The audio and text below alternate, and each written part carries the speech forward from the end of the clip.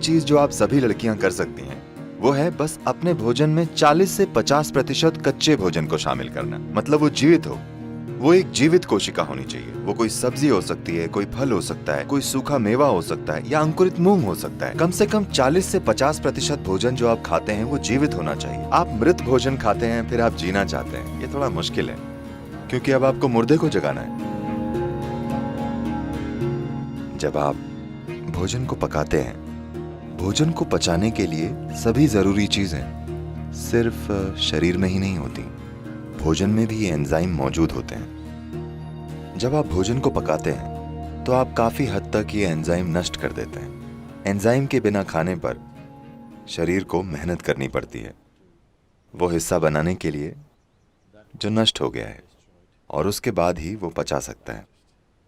आमतौर पर खाने के 1 से 1.5 घंटे तक ये शरीर की ऊर्जा को कम कर देता है।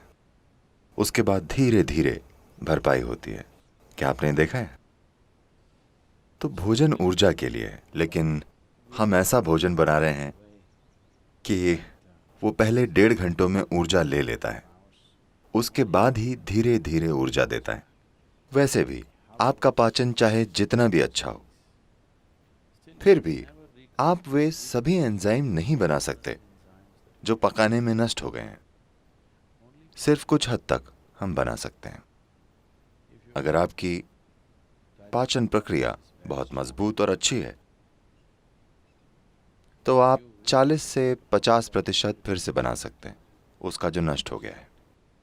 अगर ये पाचन थोड़ा कमजोर है तो यह संख्या काफी कम है। तो जो भी हो, अगर आप पका हुआ भोजन खाते हैं तो आपका खाया हुआ 50 से 60% भोजन आमतौर पर बर्बाद हो जाता है, लेकिन शरीर को फिर भी उस पर काम करना पड़ता है।